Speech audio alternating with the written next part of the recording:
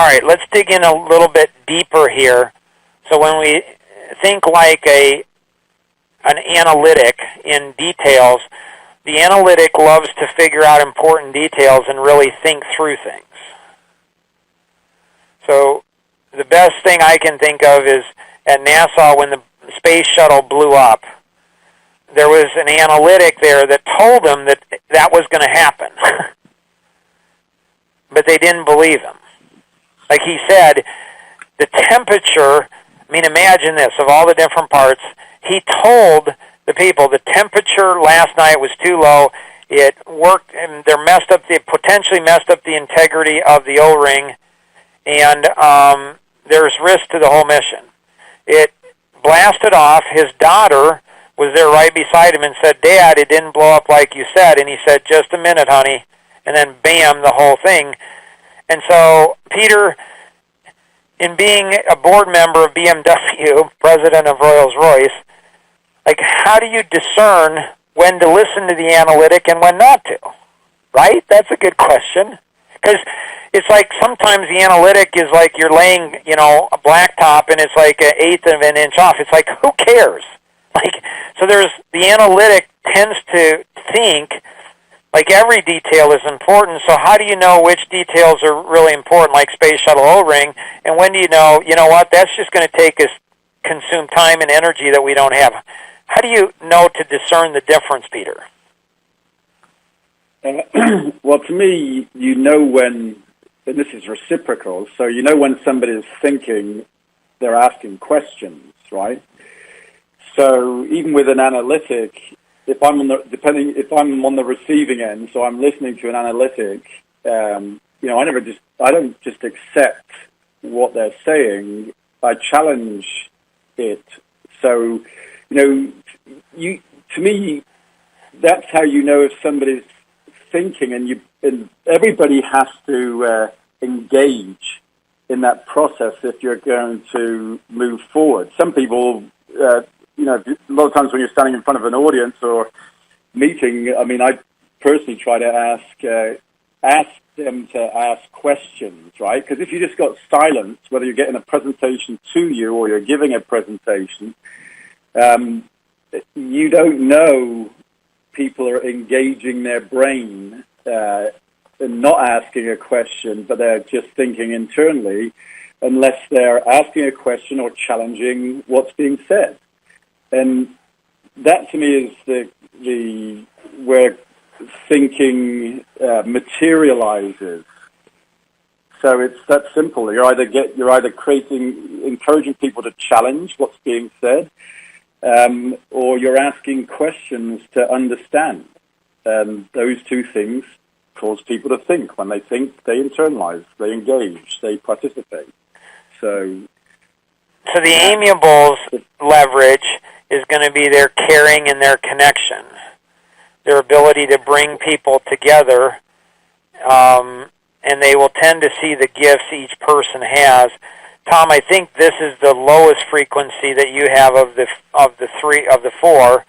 And so how do you handle people or situations when you think they're being too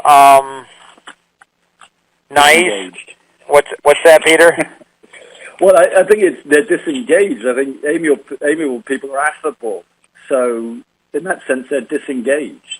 Well, I think if somebody's disengaged, you kind of know it. Well, the amiable, but you might not, because they might be faking it, that they're engaged when they're really not. So it's hard to read the amiable, because the amiable will tend to go ahead and tell you what they think you want to know. But the biggest challenge I have with the amiable is that it's like an iceberg, like there's like what's underneath, like it's hard to get through to them, and then they often tell people, like employees and other people, what they want to hear, and they're hurting the situation. Like you're doing such a great job when they're not doing such a great job. They're doing a pathetic job. You're feeding the monster. How do you deal with that, Tom? Well, I think, first of all, everything here is predicated on knowing what your people are. Are they analytic, amiable? What are they? So that needs to happen first. so that when you're sitting in these situations, you have to use terminology that will help an amiable understand we gotta move forward here. So you gotta stop. You gotta kind of step out of your box a little bit and help us get to a decision. Got it. In the expressive personality, this is the one that Tom's strongest energy is in this, and it's my weakest. So any expressive you guys see in me is just, it's all learned. It's all, none of it's natural. And so their energy is, their strengths or how you can leverage the expressive is energy, passion, excitement, ability to inspire other people. Peter, any thoughts on the expressive energy and how to leverage that more? Well, again, I think it's situational. It's horses for courses. It depends what you're trying to accomplish in that sense. So, you started off talking about a disaster occurring, right? And if you brought out the analytic in everybody and they thought through what was being said by the person telling the disaster would have happened, it would have been avoided. So I think a lot of it is situational, and for me, it's building the right teams to get whatever job it is done. Certainly in a corporation, there's roles for different personalities, but if you're problem solving or you're growing a business into the unknown, so doing things that you're not doing today in order to grow, then you need different personality types to accomplish that. And then lastly, the driver, think power, force, think big picture. So theirs is their drive and their desire to hit goals, their ability to do things no one else can do. How do you leverage this type of personality, this type of frequency? Either one of you. Well, to me, if you know your people, just like Peter just said, you've usually been the person who hired them, and if you understand their personality types, then at different stages in whatever it is you're talking about, you're going to rely on each one of these people in a different way. So your driver is going to, he's going to be the person I think that's going to help you once the decision's made is to move it forward and get it done. Checking in with the analytic and the expressive to kind of push, and then your amiable is just kind of keep everybody from killing each other. So I would like both of your feedbacks on this. Good friend of mine, Frank Forte, he and I were talking, he said, and he works with a lot of big companies. He's amazing what he's able to see and do. I mean, I've learned so much from him. The guy's just, wow, just really super smart. Anyways, he said, Mark, C-level people could only last 4 hours with you.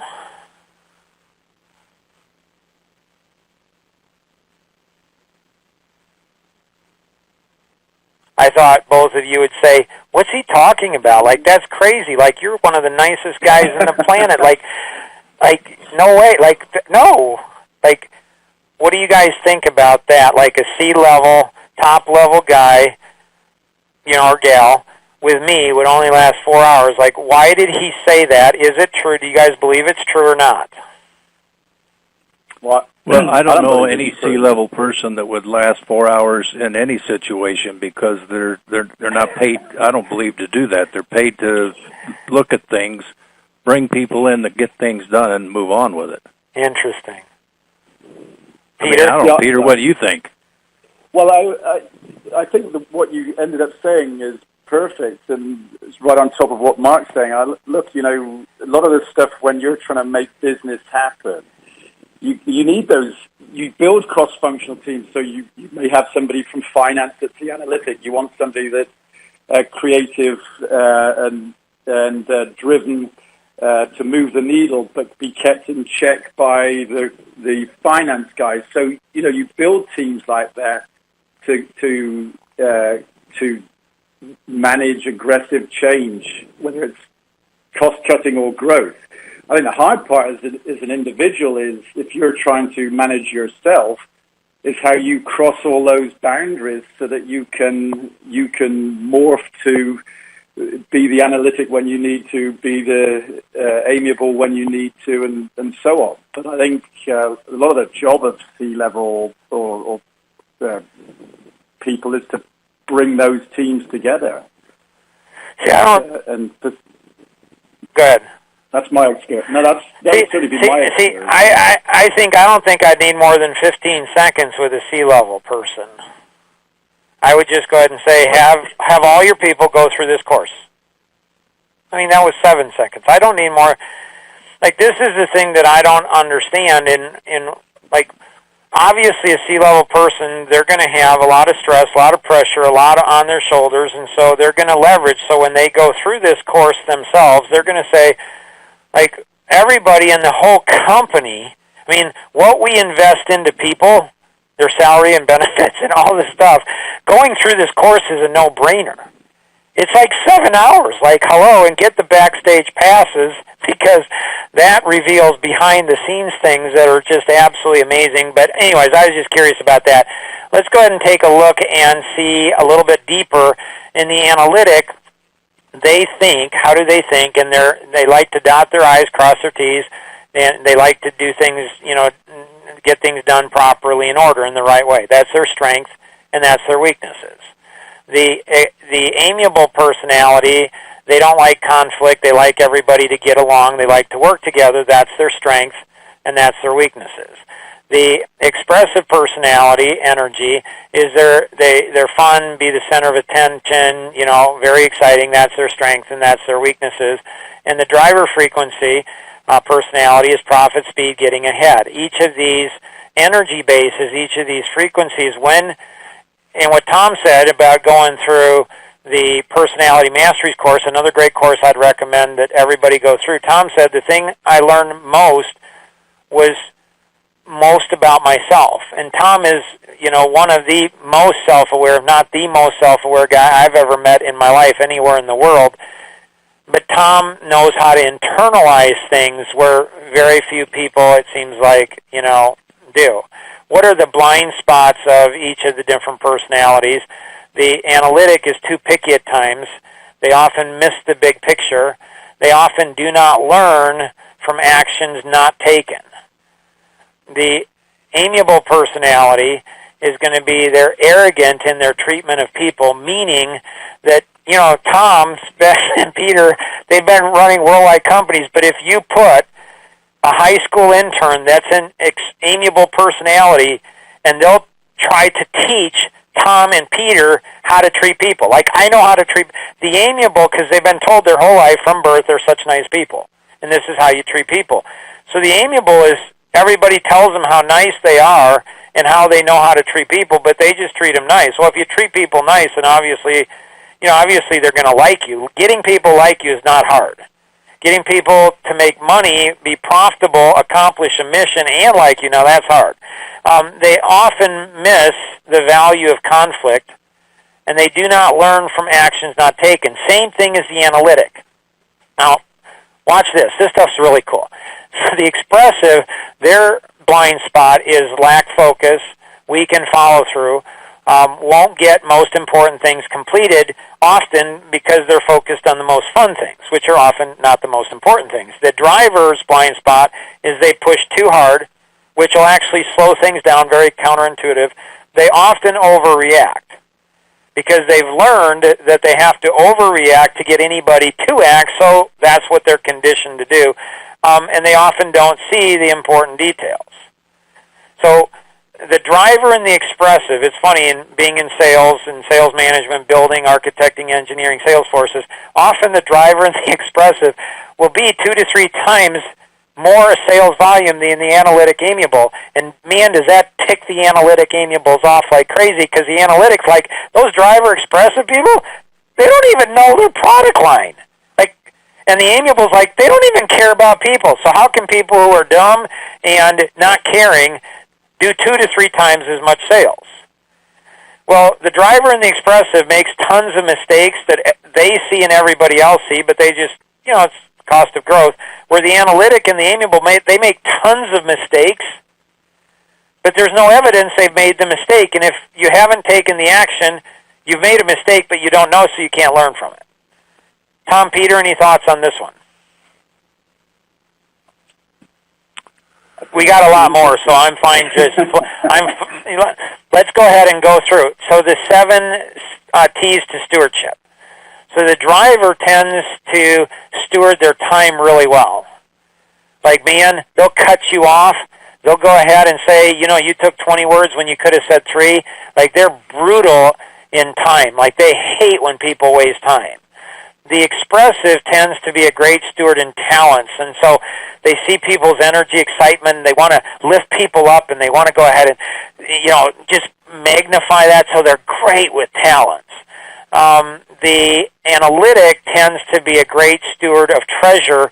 Anything of material, financial, buildings, anything material, they're great with that because they dot the I's, cross the T's, make sure nobody's, absconding with funds, make sure watching the little things that can turn into big things. And then the 4th T is the amiable is really strong with trust. And so trust is our relationships. So then this 5th T is truth. And that's all 4 personalities because they all see truth in a different way. And so learning to appreciate truth. And then T6 is temple, that's our bodies. So how can we be a good steward of our bodies? And then T7 is our thoughts, our minds. And so this is thinking differently. So this is part of the DNA for life, the natural laws, the over 500 plus natural laws. So when we're good stewards of these 7 T's, first our own, and then other people's 7 T's, then we get an abundance of time, talents, treasure, trust, truth, temple, and thought. If we don't have a lot of time, then we're not good stewards of our time and the time of others. So I have an extra 20 hours of free time a week. I have a ton of time, heading off to, Hawaii for the next 2 weeks. That's going to be fun. My mind's already starting to get geared up. It's going to be so much. I can't even wait to come back. And then I take 1 week off every month. And so how do I have an abundance of time? Because I steward my time like crazy, and I steward other people's times, and so people like to be around me because they know Mark's not going to waste my time. And then talents, same thing with talents, treasure, trust, truth, temple, and thought. Questions or thoughts on that, Peter or Tom? Yeah, it would be, I don't know how we do this, and maybe you've already done it, I don't know, but if you take all of these charts that you've shown us today, at least 3 or 4 of them, and somehow blend those to be able to, take each one of the 4 areas and really lay everything out in one slide that says this is how they would react. I know that didn't make any sense. It did to me, Tom. Did you guys, here's a side note, kind of fun. Did you guys know how the periodic tables came about? No. There's a scientist that had there were 50 different chemical things that have been discovered, and he had a big speaking engagement, but he got into this and then he lost track of time, didn't go to speaking engagement, spent 2, 3, 4 days, and then all of a sudden one night he had a dream that went ahead and put all 50 of those together.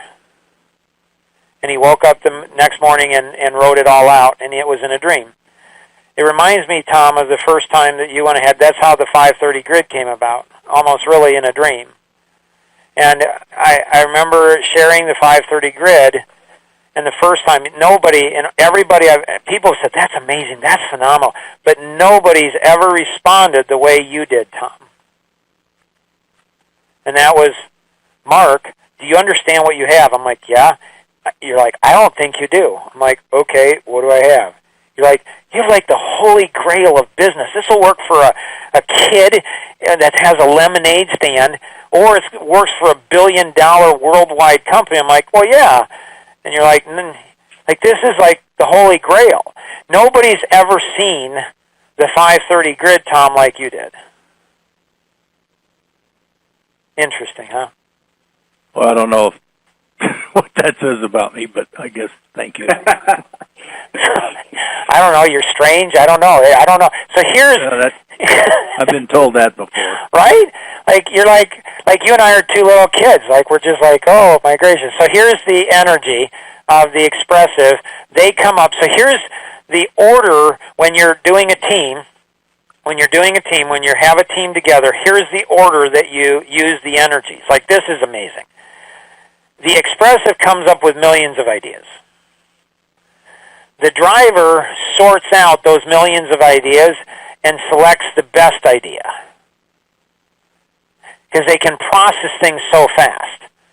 The analytic then takes the best idea and fleshes that idea out. And then the amiable takes that idea and implements it because they've got the heart of the people, take action and follow through. If you don't do things in this order, and if all four types of frequencies do not submit to the other at a particular phase, it'll blow up. So if you have like somebody like Mike Radford, like he's a 1 and a 3. So he's an expressive and he's an analytic. Like that's a crazy mind. Love his mind. Like he'll be talking big picture and then he'll go down into the details. But if you don't have a driver in between the expressives and the analytics, they'll burn each other out. Like there's an absolute science behind this where the expressive comes up with a million ideas, the analytic thinks they're all serious, so they have to analyze them all, and then they start telling the expressives to stop coming up with all their ideas because they're stupid ideas, and that blows out the expressive, and then the expressive blows out the analytic, and you have a team that can't get anything done. Okay, real quick, we're going to fly through this. We'll come back in the Q&A. So again, talk to your buddy. I can't wait for the Q&A to hear about people getting together. You got to get together 30 minutes before you go through the course, the lesson, and you talk about the lesson and say, okay, what did we learn from it? And so when we look at, there's an entire system on thinking differently. There's a white paper. There's tons of stuff that gets into a lot more details than what we went through. Most people think they are good at thinking when they are not. Maybe they just aren't familiar with dimensional thinking. If we do not learn to be intentional in how we think and what we think and learn how to internalize deeply, we'll never be good at leverage as what we could be in all areas of our life. Make sure you go into the leverage.dna for success and then post your one word. So what's the one word from today? And then explain it. And I'm telling you, that'll lock it into your memory. When you post it, if you don't post it, it's not going to lock it in. You're going to be, oh my gracious, this is amazing. And then you're going to lose it. I'm just saying. And then it connects back in your groups. It connects back into the DNA for people, the DNA for business, and the DNA for life. And then it goes into further complexity, and there's people that you can be certified in one-on-one coaching on leverage. There's seminars and workshops, and there's mastermind groups and going through that. If you have any questions on anything we covered, connect with the individual who invited you to participate in today's session, or you can call toll-free 888-230-2300. That's 888-230-2300, or you can call toll-free or outside the U.S., 630-393-9909. That's 630-393-9909. We're going to be taking a short break, going into the Q&A. That's when it gets really fun, where we're able to dialogue with people that are going through it. And always remember, we can accomplish so much more together than we ever could on our own. Have an amazing day. Bye-bye.